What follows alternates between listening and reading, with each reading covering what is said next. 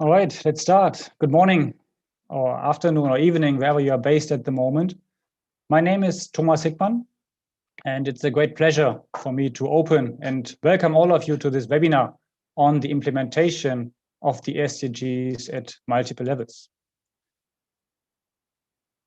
This is the third session of our Global Goals webinar series.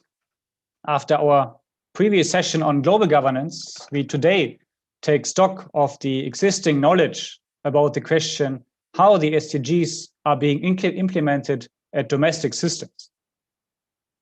So last year, the United Nations Secretary General Antonio Guterres launched the so-called Decade of Action to increase the speed in the implementation of the SDGs until 2030. However, a recent report of the Sustainable Development Solutions Network shows the first ever decline in progress of the SDGs since their adoption in 2015, which is first and foremost driven by increased poverty rates and unemployment due to the COVID-19 pandemic.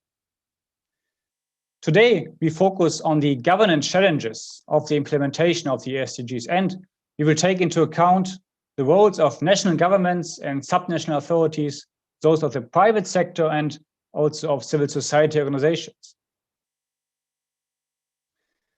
To address this topic, we have a great panel today. We have first Rob Raven, who is one of the lead authors of this chapter, together with Andrea Ordonez. And he's also a professor of sustainability transitions at Monash University in Australia in Melbourne. And he's also deputy director of the Monash Sustainable Development Institute. Second, we have Yishan Sun, who is contributing author of this chapter we present here today. And he's also assistant professor at the University of Bath in the United Kingdom. Yishan will focus in his talk on the role of China in the implementation of the SDGs. And then I'm happy that we have Anne-Sophie Stevens, who is a senior science officer in the International Science Council. She will give a short reflection after the presentation by Rob and Yishan. So before I hand over the floor to the presenters and Anne-Sophie, I would like to briefly explain again the house rules of our webinar series. So as in our previous sessions of the Global Goals webinar series, we only show you the videos and audio of the panelists. You are then invited to ask questions at any time, and we will address some of your questions after the presentation and discussion by our speakers. And to ask the questions, please use the Q&A box on the lower section of your screen. And with that, I would like to hand over now the floor to the presenters, to Rob and Yishan, for their presentation about the chapter on implementation of the SDGs at multiple levels.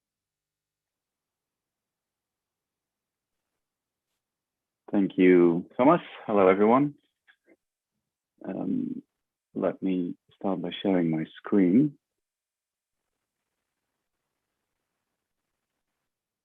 Yep. Can you see this? Hopefully yes, you can. Yeah. Thanks. Okay. Thanks for the opportunity to speak at this panel. So we will be presenting the result of chapter 3 of the book. And this chapter will investigate, or has investigated, the steering effects of the Sustainable Development Goals at multiple levels. So before I continue, I would like to begin by acknowledging the Boonwurrung people, the traditional owners of the land where I make this presentation from today, and pay my respect to their elders past and present. And I would also like to thank everyone that made a contribution to the book and to this chapter. In particular, I would like to thank Andrea Ordonez as co-lead author of this chapter. And I would also like to thank Thomas, who made writing this chapter quite a smooth process with so many different authors involved. The chapter is a collaboration of authors situated across 9 different countries with a perfect gender balance of 8 women and 8 men. So before I'll share some of the results of this work, let me say a few words about the approach that we took for this chapter. So we are interested in addressing the question, where and how does the implementation of the SDGs bring about any observable steering effects. And we undertook an interpretive systematic review of peer-reviewed literature using a search string in the Scopus database, looking at articles published since 2015, the start of the Sustainable Development Goals.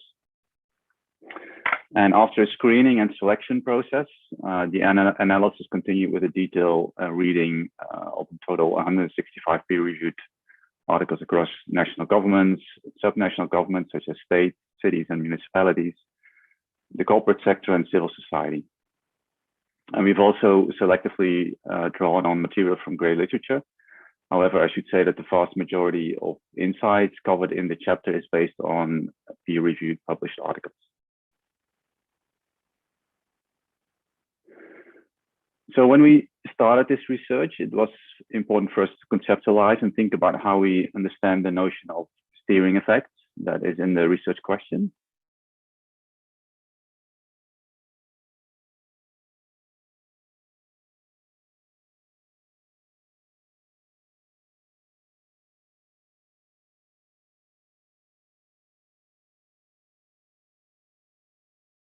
To the SDGs in, for instance, organizational narratives or policy discourses or external communications. Second, institutional effects, which are defined as changes in rules and institutional arrangements, such as regulations or strategic plans or social norms.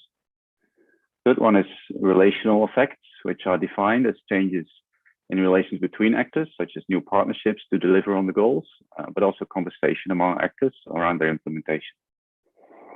And finally, resource effects are defined as changes in resource allocation to address the goals, such as changes in budgets, investments, or human resources.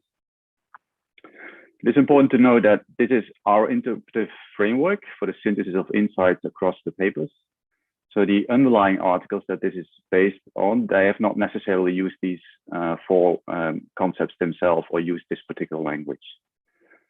And second, is also important to note that this chapter is just not looking into whether countries or organizations actually have made progress towards the SDGs. Rather, it's about assessing the steering effects of the SDGs. And finally, just a few words on limitations of the research.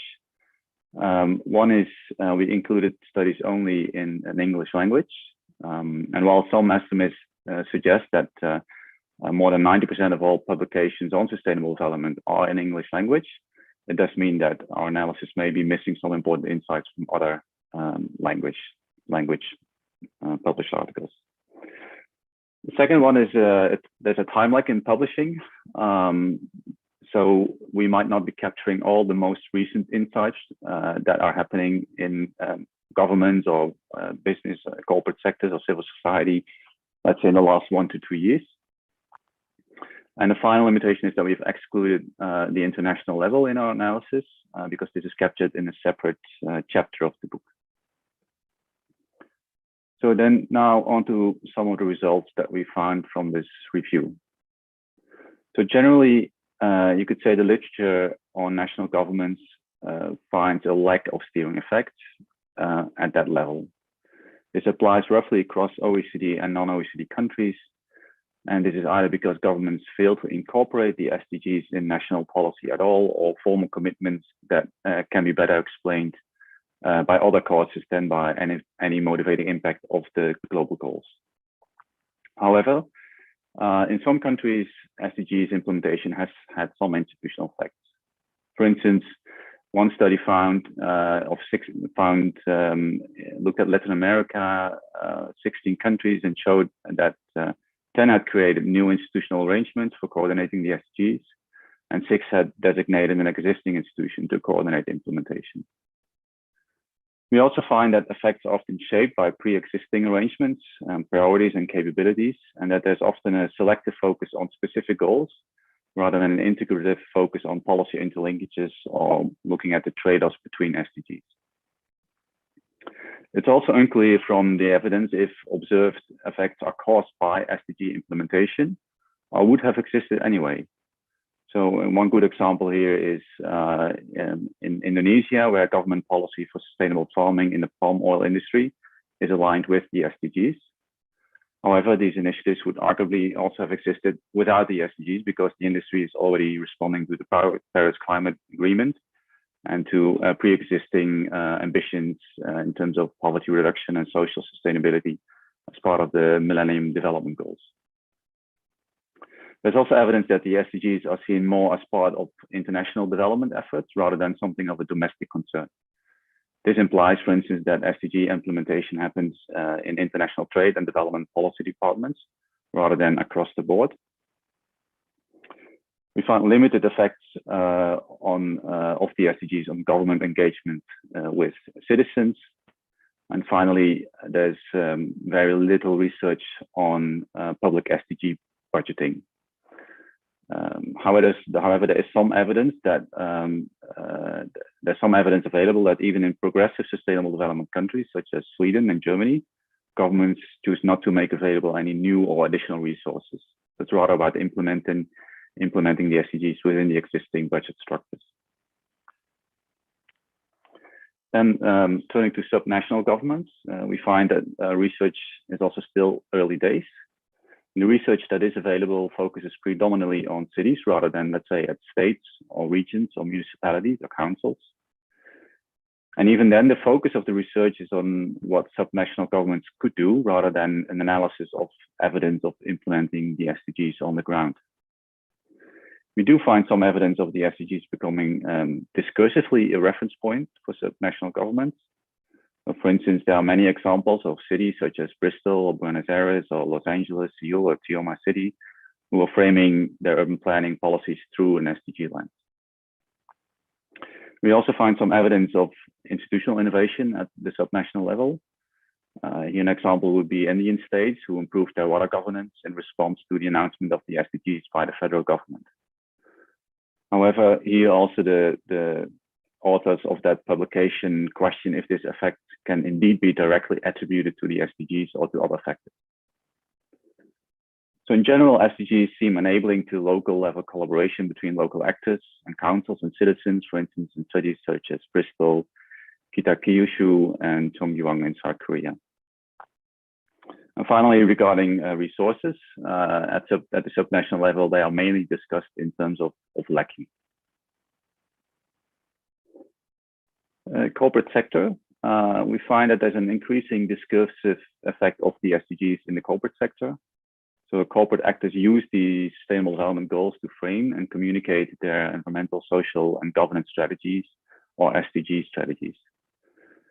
For instance, one study found that 72% of over 1,000 companies across 31 countries made some mention of the SDGs in their reporting. And this is supported by general belief, but also in evidence of a positive relationship between financial performance and ESG. So companies who do good do well. That's the framing, and that's the evidence there. An important relational effect is that the Sustainable Development Goals seem to have opened up new possibilities for the corporate sector to engage in sustainable development, in particular through public-private partnerships. And these partnerships are seen important to unlock the necessary resources for achieving the SDGs. However, again, there's not yet clear evidence if the SDGs actually have an actual impact on corporate practices. And this leads to some debate in the literature. So one debate in the literature is about the de-risking of corporate involvement in the SDGs. And the argument is that if the corporate sector is to unlock resources, then investments need to be de-risked so that the corporate sector is willing to invest. But this may lead to investments in some SDGs that can be more easily de-risked than other SDGs or targets. And a related debate in the literature is on critiques of, on the one hand, SDG washing, which refers to reframing existing practices through the SDG language without changing anything or much. And on the other hand, there's a debate around SDG picking, so selectively choosing the SDGs that the business already performs well on and report on that, while ignoring those where business has a poor performance. And finally, civil society. Literature on civil society tends to highlight contributions this sector can make to the implementation of the goals, and in particular in terms of mobilizing people's participation and the leaving no one behind principle. However, the literature also highlights a number of challenges and opportunities. So one of the challenges is that not all civil society organizations have equal possibilities of being involved in SDG implementation or decision making. International and urban-focused aid organizations tend to be more privileged over local or grassroots organizations. And another challenge relates to big data and ICT-based approaches to the Sustainable Development Goals and their implementation, which are often touted as an important aspect for achieving the Sustainable Development Goals, for instance, in terms of better monitoring.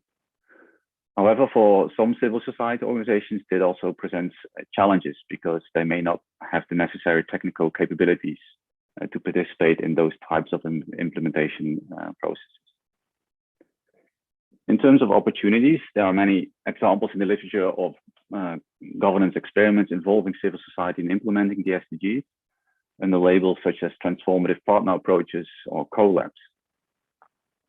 And another opportunity is that some see a new role for universities in this space as non-political actors, promoting the Sustainable Development Goals and partnerships for the SDGs.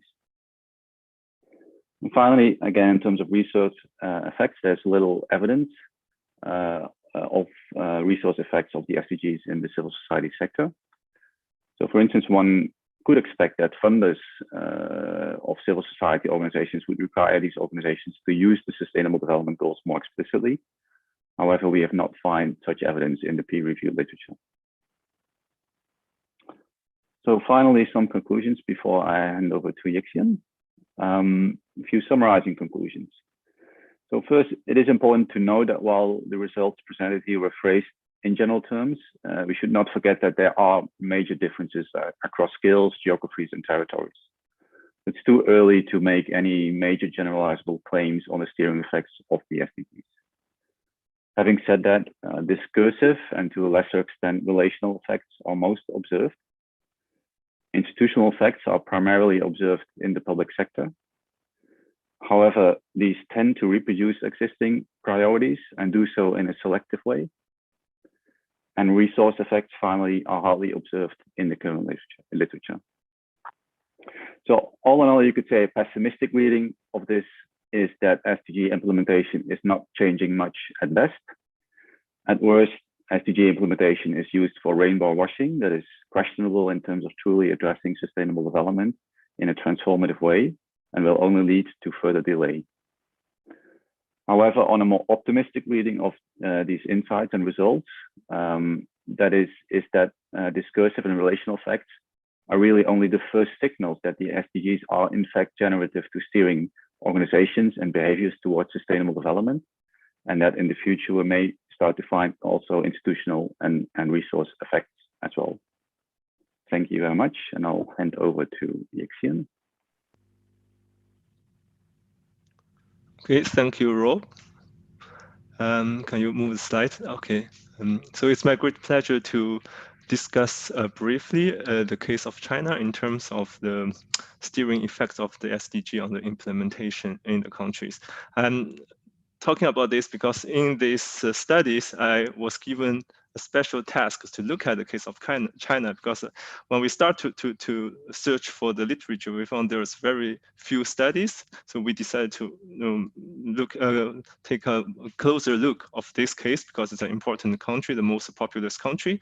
But unfortunately, I would say first, there's very few studies in the English literature on the implementation of the SDGs in China. Of course, I would expect there are much more literature in Chinese, but because we want to take a systematic approach, so we can't take that literature into account. So yeah, of course, I think we need more studies on China on this topic.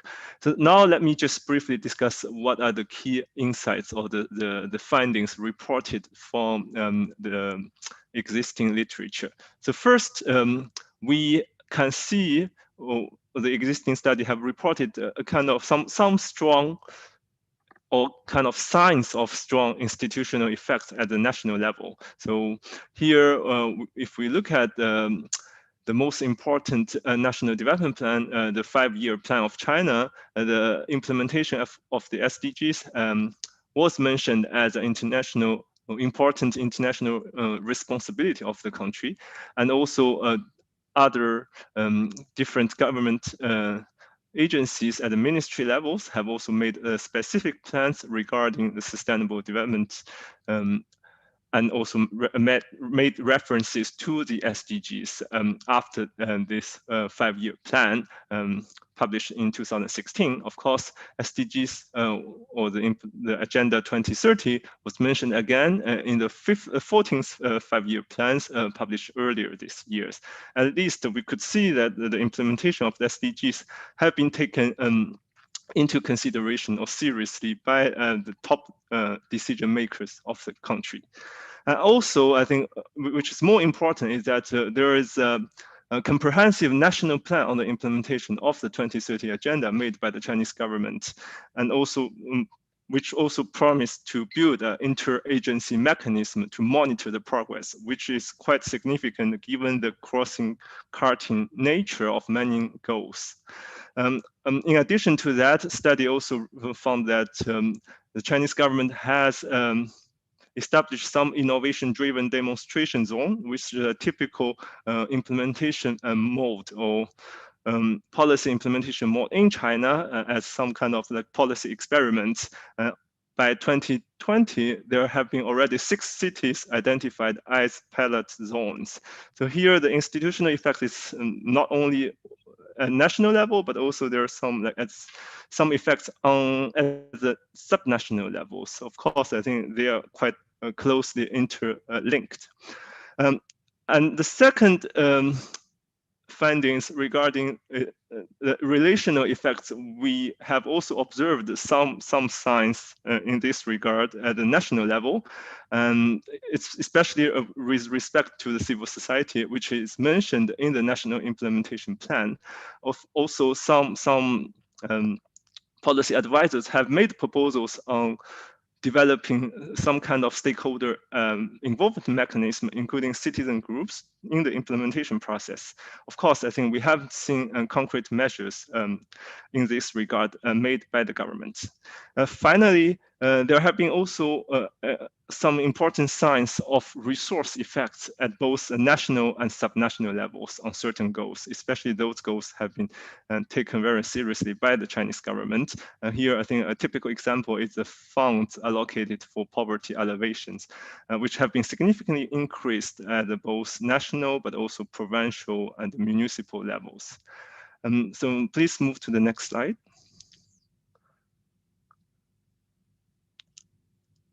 Reflecting upon this kind of key insights that we have observed so far, I think now I would like to just briefly discuss about the limitations of what we have found. So the first thing I want to highlight is that it's very difficult to identify the causal effects of the SDGs or the implementation of the 2030 agenda. In China, as we could see, the goals that present core political issues on the domestic agenda, such as poverty eradication or biodiversity protections, receive more attention. So we still don't know if SDG have made a difference on the Chinese government policy in this regard. The second limitation or problem is that some scholars have found that the Chinese government mainly rely on a top-down approach in the implementation process, which they would call coercive environmentalism. Yeah, this of course brings the concern given the SDGs put a lot of emphasis on civil society participation. But of course, I think given the very few number of studies we could find here, I think we have to also acknowledge the diversity of the countries and also the potential variation across issue areas. So we still have no systematic evidence in this regard, but I think this is why we need more research to look at where civil society actors could play a role in the implementation of the SDGs in China. And related to this, the last point I want to make is the lack of research on relational effect, not only for civil society actors, but also businesses in the implementation process. I think as we could see, we haven't seen any studies or findings in this regard. And given the the abundance of the literature on NGOs and the businesses in China, and also a rising literature on corporate social responsibility or corporate sustainability in China, I think we could definitely see more studies, or we expect more empirical research coming on in the next few years. I think also we would encourage to have more research based on primary data collected in the field. So I'll stop here. And I think, as I said, or as Rob mentioned, so there are still a lot of things we have to discuss. And this is just to this exercise is just to look at what we could learn so now. But yeah, it's still not sure if we should take a optimistic or pessimistic view regarding the steering effects of the SDGs.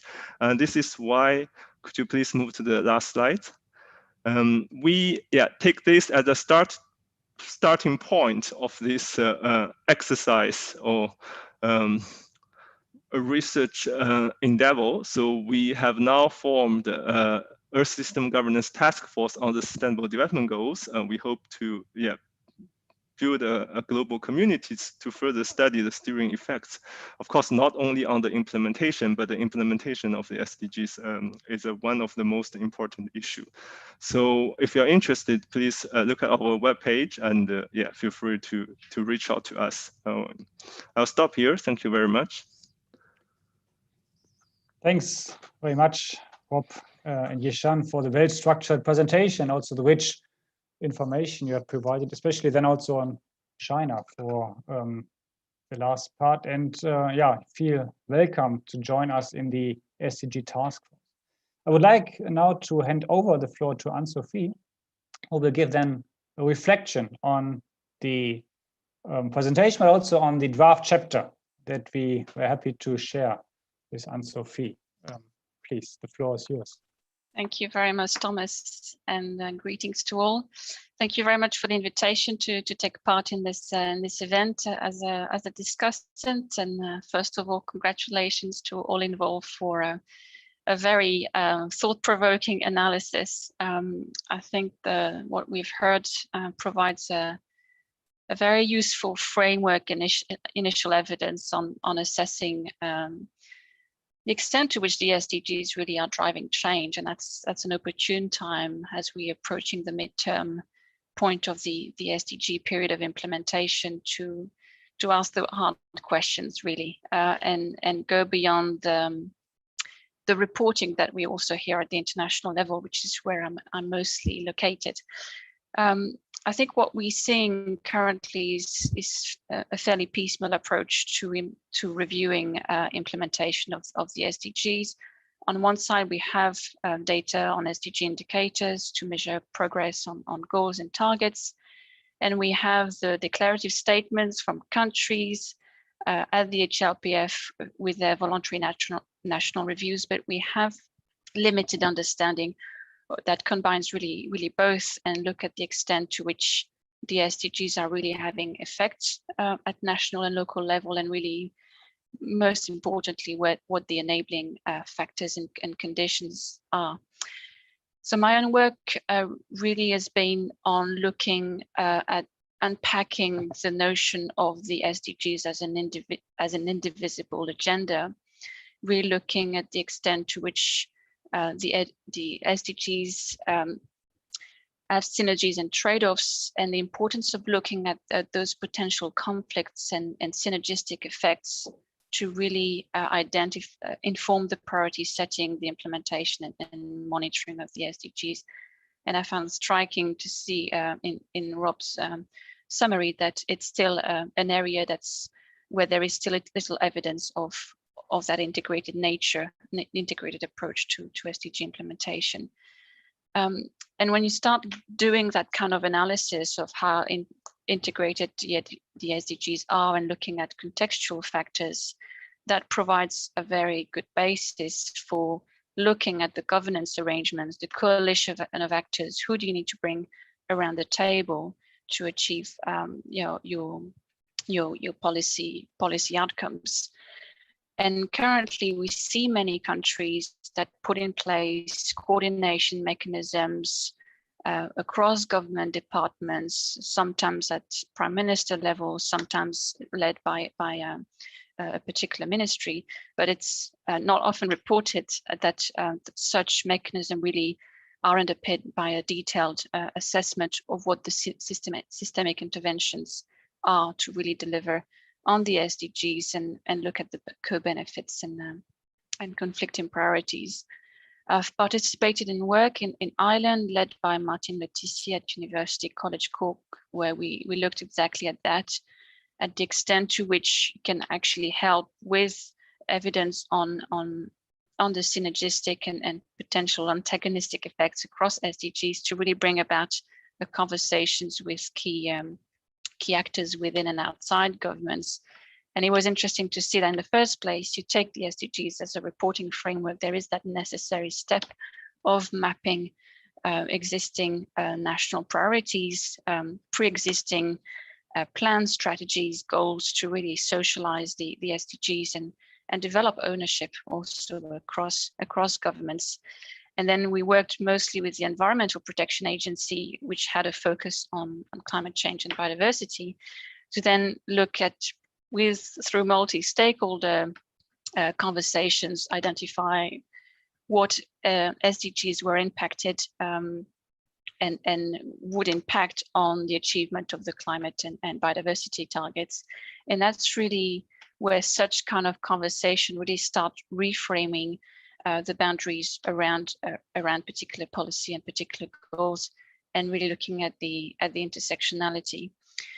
I think what we heard really shows that the SDGs are to a large extent taken up as a communication and to a lesser extent as a coordination tool around existing priorities, policies and structures. But I think we need to really look at the gaps that have been put before us in terms of the extent to which the SDGs are driving substantial change. And I'll just pick out 3 of those which really stood out for me in the analysis. I think the first one to me is the limited extent of the involvement of parliaments in localizing the SDGs. When we look at the VNRs, we see very few countries reporting engagement with parliaments.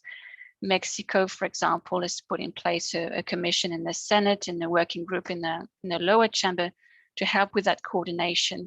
But very few countries are actually reporting such coordination system also at parliament level, which is an important institution when we look at implementation at national and subnational level. The second one, I mean, Rob mentioned around the budget and finance, and it's quite striking to see that we see limited evidence of the SDGs having real effect in terms of aligning state budget with the SDGs. There are some good examples have been in discussions between Finland and the French government. The French government wanting to hear some of the good practice in that space, and Finland was reporting mapping the SDGs onto their state budget with a view to phase out harmful subsidies to the environment.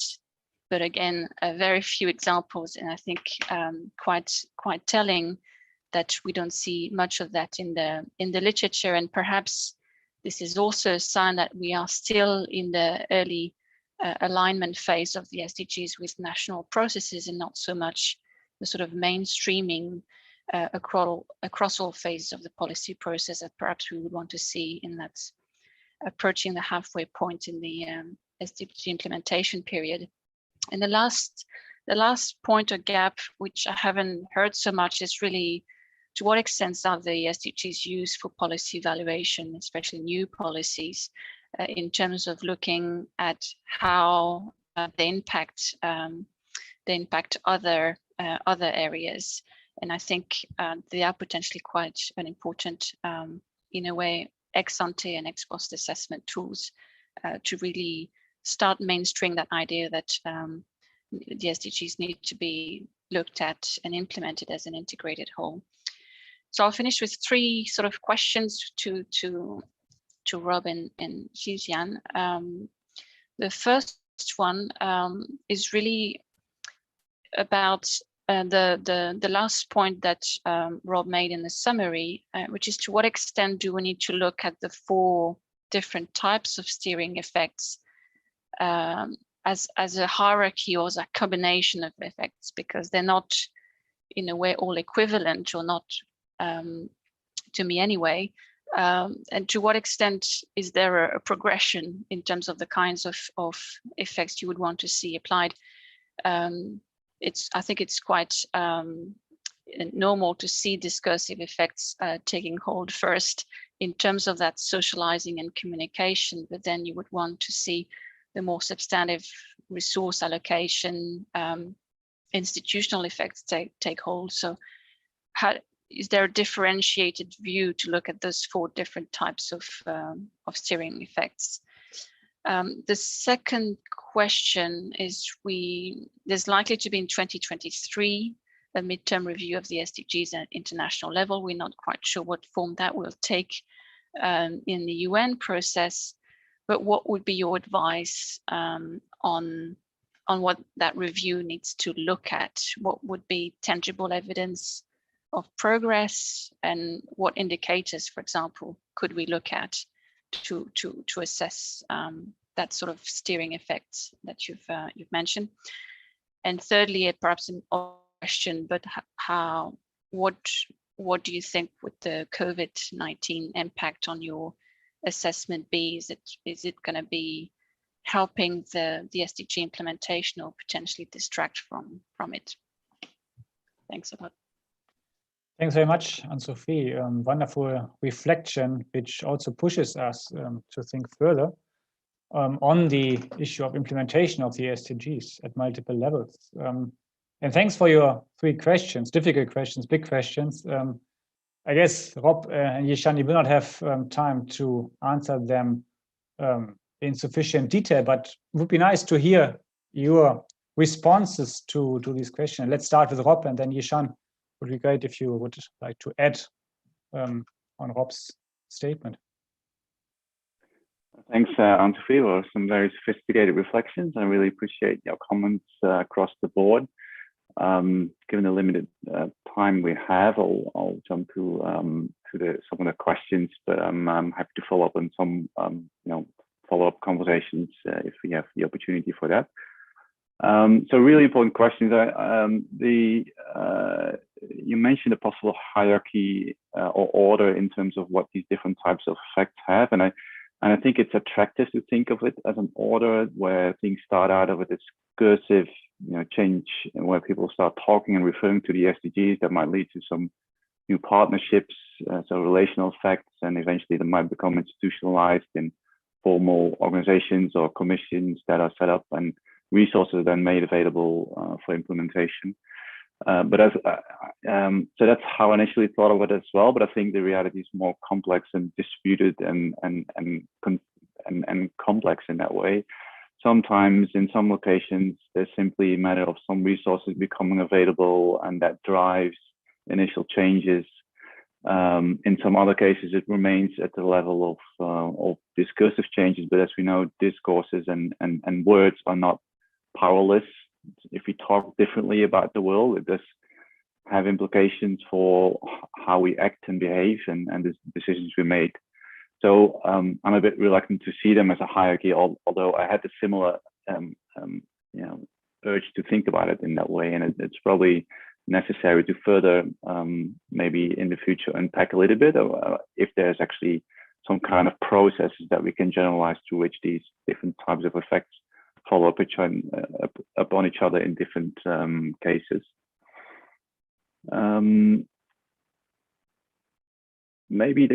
So I'll just do the second question and maybe hand over to Yixin, and we can come back later if you want. So yeah, really good example of the benefit of one of my colleagues is participating in that midterm UN SDG process. So can quite directly have the conversation on this. And I really like your question around indicators. In a way, the SDGs are often, I mean, it is essentially a system of targets and indicators, the SDG framework. but these are outcome indicators, and that is helpful. But in terms of really understanding whether they have a transformative effect, whether actually changing substantially the behaviors of actors and organizations, I think it really makes sense to also assess the steering effects, and we could do more work in terms of seeing whether this particular frameworks of 4 effects, whether that's comprehensive enough, and also think more specifically about what type of indicators we can develop more specifically. I mean, in this chapter, we used it mostly as an interpretive framework, so we didn't have any harsh indicators that we used. It was more a way of looking, or a lens through which we looked at the literature. But there's certainly a possibility of thinking more about what are the indicators more formally, maybe to even do some quantitative assessments there as well, and that could feed into that midterm review, the 2022 midterm review.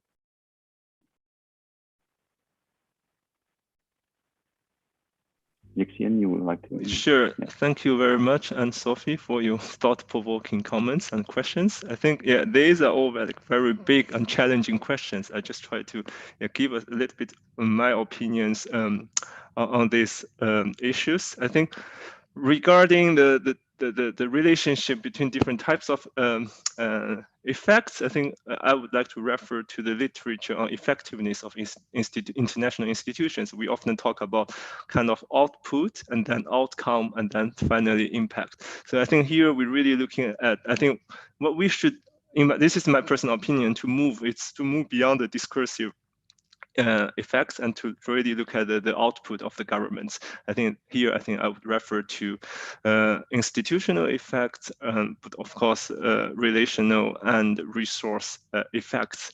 And this is also, I think, regarding to your second questions, that what we would put more emphasis in the UN review process.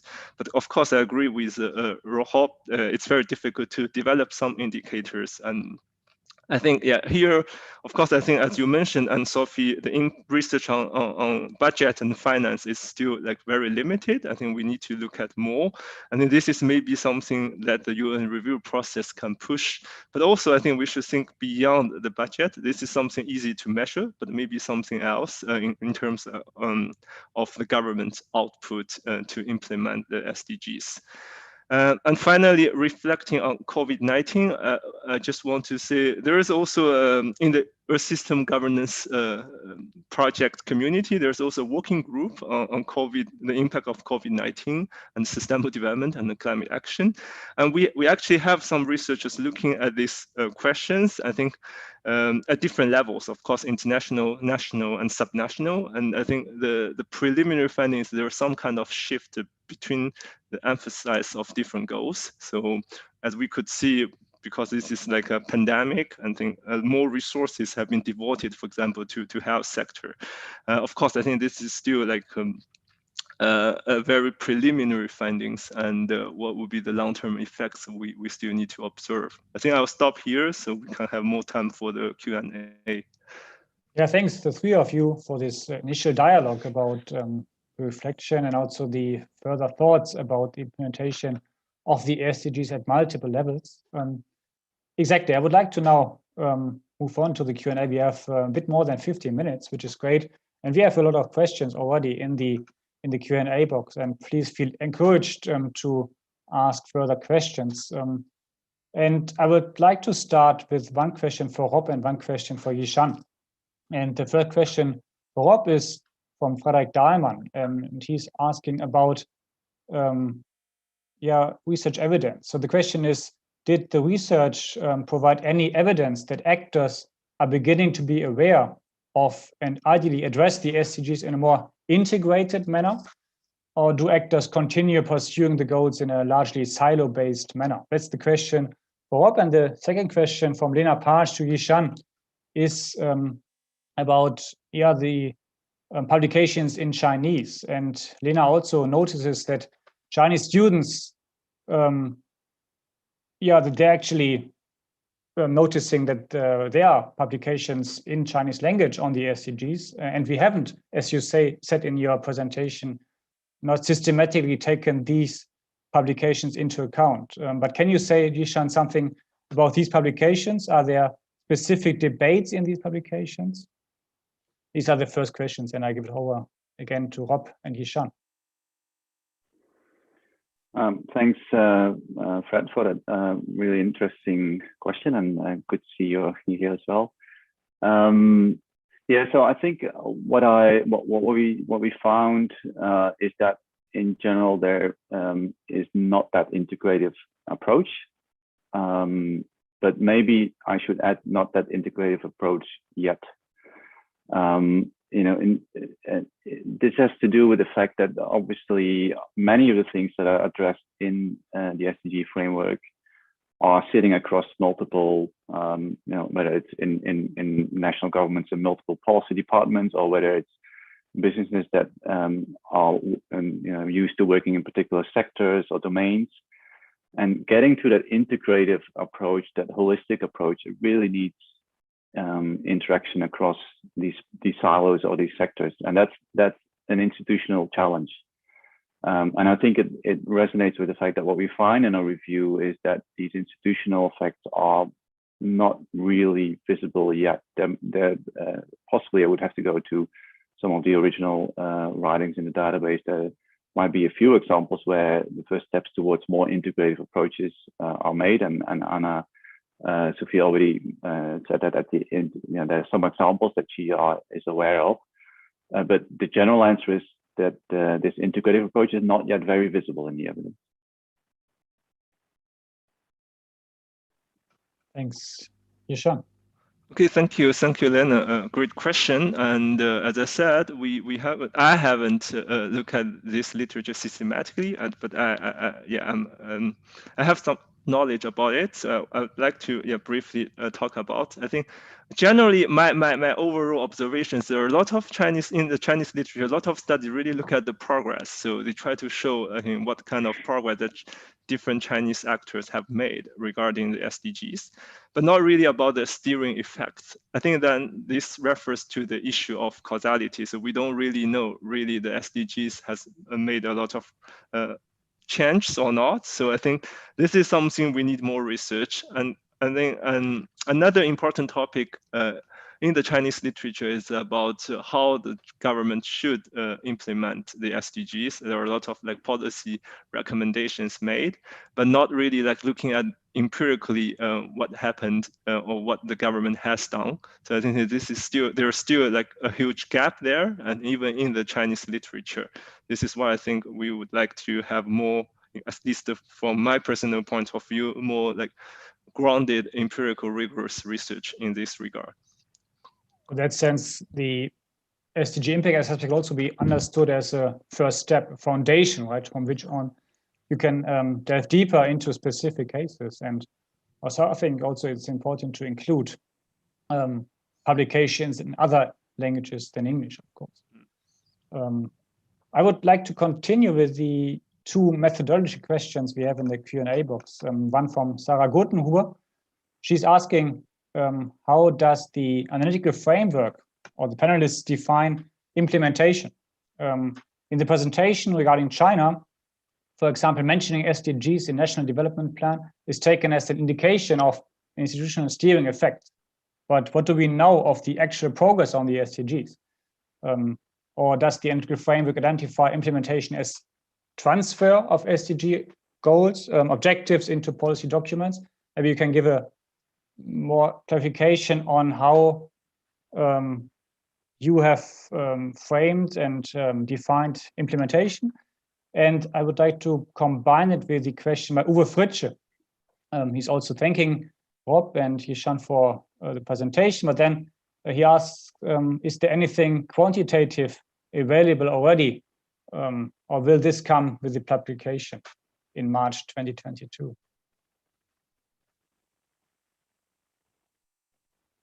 Who wants to go first? To you, Yishan or Rob?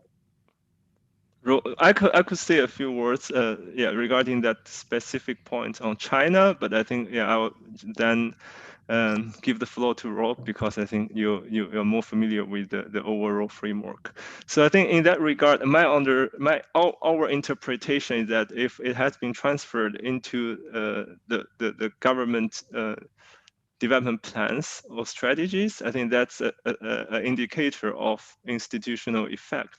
But it's not really about, so we're looking at the steering effect, which is how the 2030 agendas impact the government policies and also actions, but not to what extent the actual progress has been made on the ground. So this is what we meant by institutional effect. But Rob, maybe you want to clarify. Yeah, it's a really good question that Sarah's asking from a methodological point of view. You know, to be clear, we didn't give it an awful lot of thought how we thought about implementation. I think the core aspect of the framework was more the 4 types of steering effect that has been guiding as a lens for us to look at the literature. We didn't really ask the question if, how, what meant implementation in this context, but I think it is a good question, and there might even be a small risk of some tautology in there as well, to be honest, in terms of if we understand implementation as having these effects, then we are asking questions about what are the effects of having these effects. I think it's good for us to have another thought about what we actually mean by implementation, you know, before the chapter goes out in 3 days, almost, I think, to the editor. The question by Uwa, good one as well. So in principle, so let me just say that the chapter itself is a qualitative study. So we don't provide numbers in general on the amounts of institutional effects or the amounts of resource effects or something like that. So it's a qualitative interpretative analysis. Some of the underlying studies do report in quantitative terms and have used extensive quantitative methodology. So one example I mentioned before is the assessment report that 72% of over 1,000 corporate actors refer to the SDGs in their statements and their communications. Having said that, I think Uwe's question does point to a need, perhaps, maybe as a next step, to think about the usefulness of this framework, maybe to design dedicated case studies and advanced case studies research. Well, that maybe I should put it differently. I think not just case studies, because there are a lot of case studies in the literature available. So lots of the research is done through case studies, whether these are 1 or 2 or 3 or 5 countries or cities. But I think an approach or a methodology that maybe does a comparative research project on a large number of implementations of the SDGs using this framework will then allow us to more in quantitative terms start to analyze what the different effects are and to what extent they are observable. Thanks, Rob and Yishan. Can I just add a quick comment? Sure. I think on that, I think our framework could be useful to think about different types of effect, and we could also maybe develop some quantitative indicators and then use that to do some cross-country or even at the subnational level study.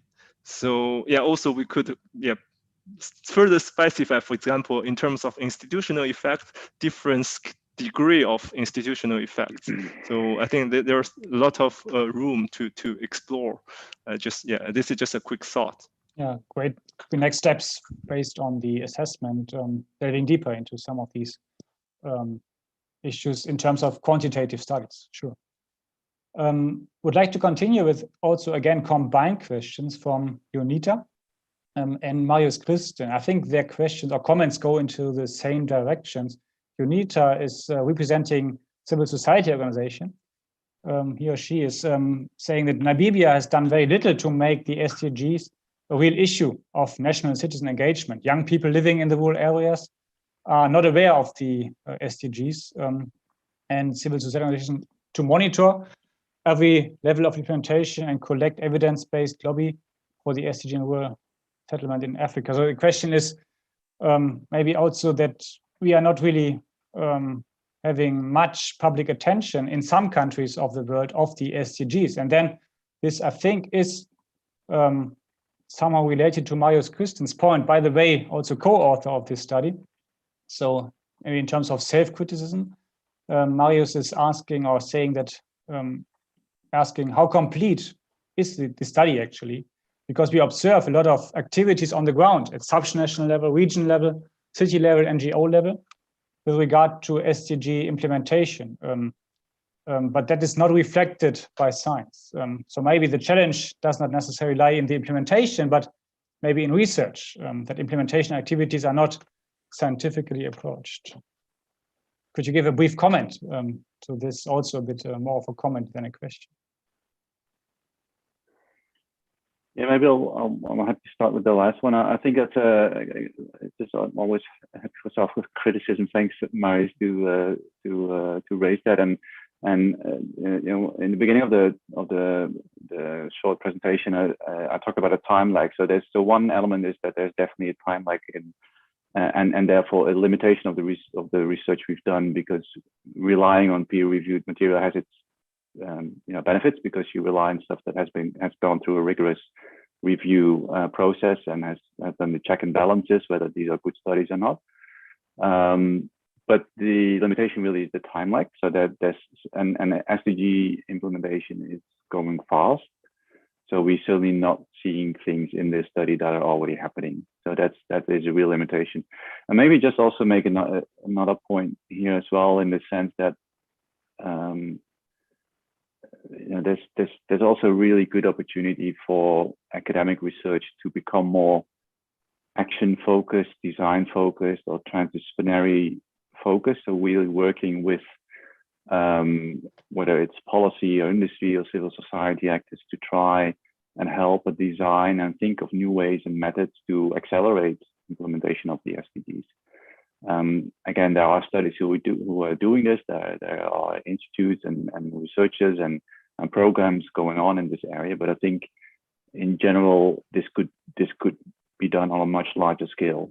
So academics and science not just sitting and observing, but also participating and designing and co-creating with civil society, industry, and policy actors as well. Thanks, Yishan. I'm not sure whether you would like to add something on that. If not, then I would like, even though there are still many good questions, many specific questions coming in, I would like to raise one final questions to the whole panel, which is there something that makes you optimistic about the implementation of the SDGs? We already heard that there are possibilities to view and regard the SDGs, the implementation of the SDGs, from a more pessimistic but much more optimistic insight. Is there one specific thing you would like to highlight in the very end of our webinar today that makes you feel optimistic about the current decade of action? Because we still have maybe 9 years to go until 2030. And we all know that, as you mentioned in the presentation, maybe some first steps take more time and we might scale up. Is there something you would like to highlight? Let's start with Anne-Sophie, if you like. Maybe there's something that makes you optimistic about the implementation. Thomas. Well, I think COVID-19 to me has helped bring home the issue of the indivisibility of the SDGs and the universal aspects of it. I think it's shown light on vulnerability, on how we live with nature, on you know, the need to approach health in a much more comprehensive manner. And I think that's the type, in a way, that's the time of global systemic crises that confronts us with the necessity of implementing the SDGs as they were intended to, as an integrated and indivisible and universal agenda. Thanks, great point, Anne-Sophie. Yishan, what's your take on that? Thank you, Thomas. I think this is a really thought-provoking question. I think for me, I see the implementation of SDG as a normalization process where different actors or stakeholders become more and more aware of these issues, and they are all interlinked, and then to push them to think about how we can really make progress on sustainable development, because we have a lot of discussion about sustainable development, but what you should do and where you should take action. So this is something I see a lot of promise, and at different levels as well. I think, of course, the challenge lies on the coordination and across different actors. But I think, I still believe we have started this process. So I think hopefully we will make more progress. You're still hopeful, yeah. Rob, what's your take on that? Yeah, thanks, Thomas. Maybe two things quickly. One is the SDGs are beautiful in themselves. I mean, who wouldn't want to live in great cities, have access to really good education, be in good health, be in peace, and all the things that are emphasized with these SDGs? It's something that, it's very hard not to like it or disagree with it. So as a vision of the future of the global community, it's really comprehensive. And of course, there are criticisms, but in the end, it's a comprehensive, beautiful outlook for what the future might look like. I think what makes me positive, just in terms of observing how they are used, is that I do see that the SDGs as a framework also act as a boundary object. So it actually enables different types of actors and individuals that have very different backgrounds and interests and priorities to still talk to each other around sustainable development. So I think it has opened up the notion of sustainable development to a much broader conversation across and between different, let's say, academic disciplines, between governments and the corporate sector, between different countries, and so on. And I think that is in itself already an improvement of how we think and talk and do sustainable development. Well, thanks very much for these three final remarks. I think despite the strong criticism that you also presented, and which is in this chapter on the implementation of the SDGs, there are still some positive signals and still hope for the remaining 9 years until 2030 for the implementation of the SDGs. So with that, I would like to thank everybody. Time is up already. Thanks to Rob and Yishan for your presentation and for answering the questions. Thanks for a wonderful reflection by Anne-Sophie, and for also taking part in this webinar. Thanks to Leonie Grob for technical facilitating this event today, who's the manager of the webinar series. And thanks also for you to the audience for your questions and for your attention. I would like finally to make one final announcement about the next webinar. I also have a slide here that I would like to show, because we also will continue this webinar series after the summer break. So now we first, at least in the Northern Hemisphere, have the summer break. It's different in the Southern Hemisphere, but we will have the next session of our GlobalGoals webinar series in September 2021. You will be informed during the usual channels, and this is about interlinkages, integration, coherence with Måns Nielsen and Marianneke Feiche. And this has been touched upon also in this discussion, to what extent we see a more integrated approach to implement the SDGs and pursue policies in the sustainability area.